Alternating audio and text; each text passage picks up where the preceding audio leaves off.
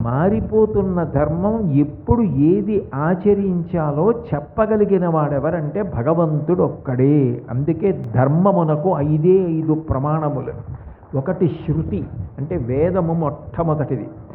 వేదమునందు ఏది చెప్పబడిందో దాన్నే ఋషులు సంకలనం చేసి ఇస్తారు. దాన్ని స్మృతి అంటారు. గౌతమ స్మృతి, అత్రి స్మృతి, యాజ్ఞవల్క్య స్మృతి, అట్లాగా. శృతేరివార్థం స్మృతి రన్వగచ్చత్ అంటాడు కాళిదాసు. ఆవు వెంట దూడ వెళ్ళినట్టుగా వేదం వెనక స్మృతి వెళ్తుంది.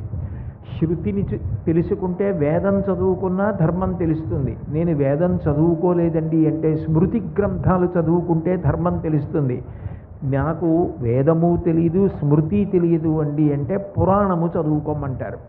పురాణ ప్రవచనము దేని కొరకు విట్టారు అంటే ధర్మాన్ని తెలుసుకోవడం కోసం.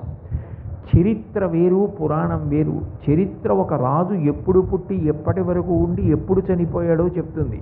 పురాణం అట్లా కాదు, ఆ జీవుడు ఏమయ్యాడో చెప్తుంది. చేసిన పాపపుణ్యములకు మళ్ళీ ఎక్కడ పుట్టాడో, ఏమనుభవించాడో, ఎప్పటికి తరించాడో ఈ విషయాలు చెప్తుంది.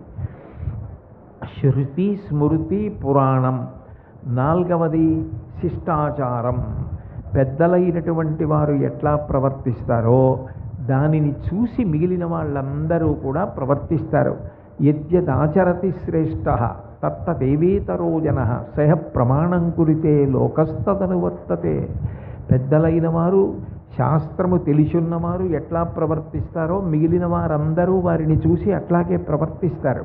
కాబట్టి శిష్టాచారము ధర్మం. 5వది అంతరాత్మ.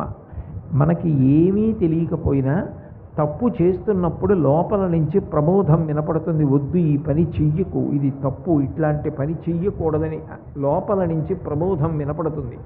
అంతరాత్మ ధర్మం. 5 ధర్మమునకు ప్రమాణములు.